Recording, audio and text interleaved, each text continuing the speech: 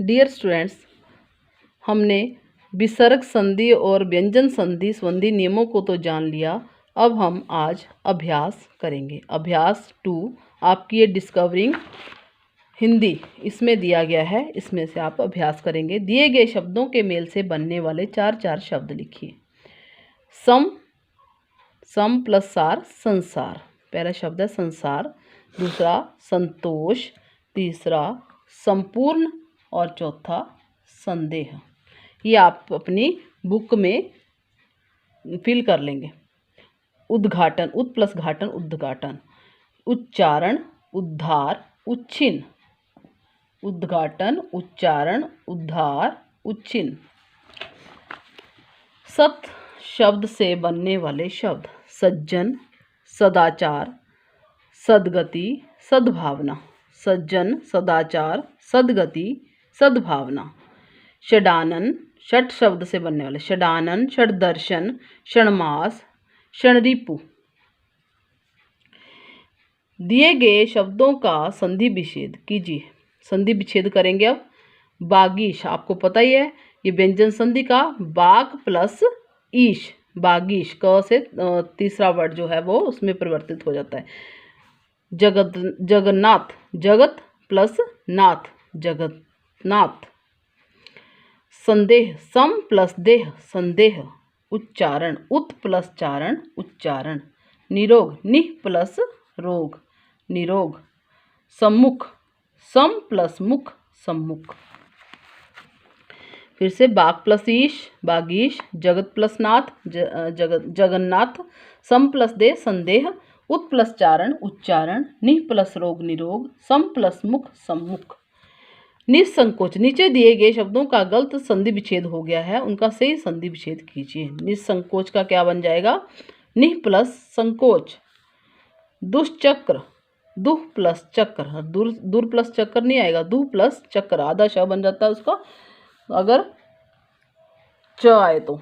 निरहार, निर प्लस आहार, निराहार। अतएव, अह प्लस एव, अतएव।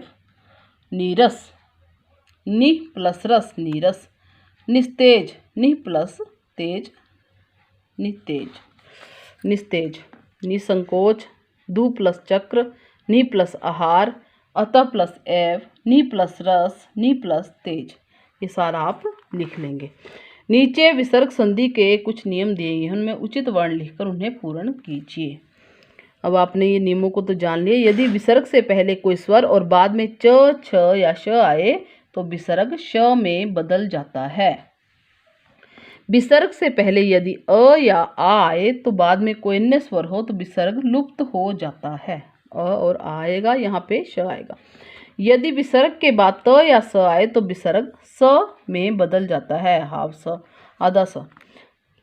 जब विसर्ग से पहले अ आए तब बाद में क या प हो तब विसर्ग में कोई भी परिवर्तन नहीं होता।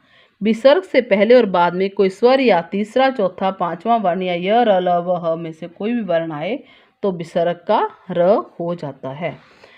ये सारे आप फिल करेंगे, श, अ, आ, स, अ और र। दिए गए वाक्यांशों को वाक्यों में रेखांकित शब्दों का संधि विच्छेद कीजिए। विद्वान छात्रों को प्रतिभा पुरस्कार दिए गए। पुरस्कार में आएगा पुरस्कार का संधि विच्छेद पुरः प्लस कार, पुरस्कार।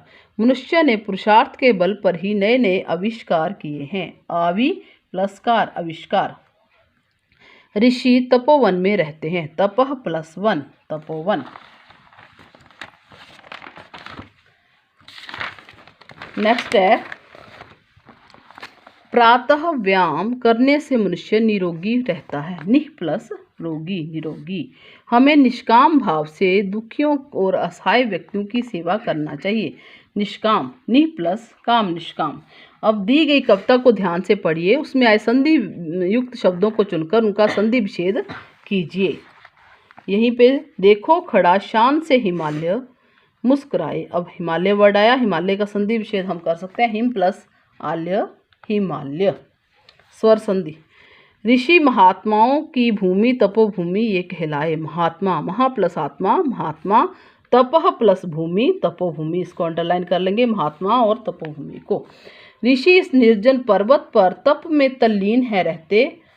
ऋषि इस निर्जन, नि प्लस जन निर्जन, इसको अंडरलाइन करेंगे, उसका संधि विच्छेद होगा नि प्लस जन निर्जन। तल्लीन, तत् प्लस लीन, तल्लीन रहते। अपने तपोबल से वे उसे पावन है करते। पावन, पो प्लस अन पावन, ये स्वर संधि का नियम है। ये विसर्ग संधि का हो गया, ये भी विसर्ग संधि का है, ये स्वर संधि का है। और तत् प्लस लीन तल्लीन, ये व्यंजन संधि का है। उसके बाद आ गया स्वर्ग समान है ये मनोहर, मनः प्लस हर मनोहर।